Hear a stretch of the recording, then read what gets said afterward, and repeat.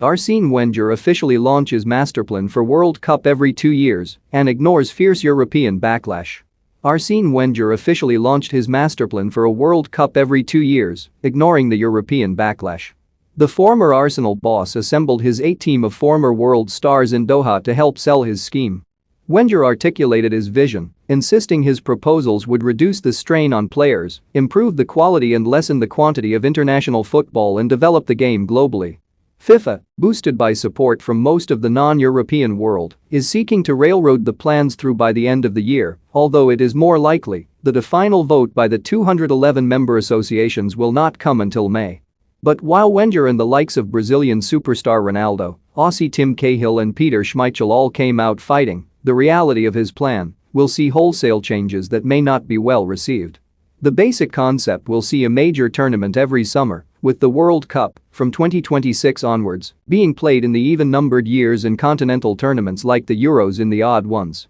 Wenger wants to end the current elongated qualification process of up to 18 games in South America, to either a single 6 or 7-game tournament every October, or the same number of matches split between October and March. That, insisted the Frenchman, would cut thousands of miles off the distances traveled by players over a 4-year period, while the qualifiers would become more meaningful and would result in players playing fewer games in total. More critically, he argues, more World Cups would have a huge impact on the development of football worldwide. Wenger said, "It is a fact that we are moving to 48 countries at the World Cup from 2026, with Africa going from 5 spaces to 9. But more frequent World Cups mean more opportunities for countries to participate. Big players want to play big games. Every player dreams to play in top competitions.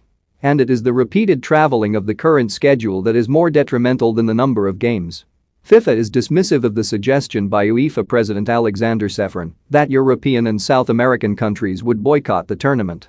But behind the big picture, many will be unhappy with the small details. Wenger's plan, part of FIFA President Gianni Infantino's vision, puts the World Cup in a biennial June date.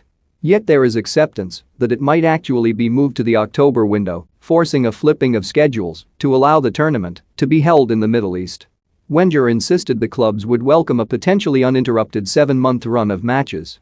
What is equally evident is that, once the vote is won, Infantino will seek to fill the January slot with his planned extended Club World Cup, involving up to 24 teams including 2 from the Prem. Wenger, pressed on that, said, "We decided to reorganize the international match calendar. When that is decided, we will come back to the Club World Cup and see if it needs to be changed. We want to give fans clarity and simplicity. I have just been guided by creating a program that makes football better. And by this respecting the 80-20ths balance between club and international football, I would sign for it with 2 hands if I was in a club." Backing the proposal, Ronaldo said, "The whole world stops to look at this competition. It is a beautiful experience and we should have it every 2 years. I have no reservations or doubts."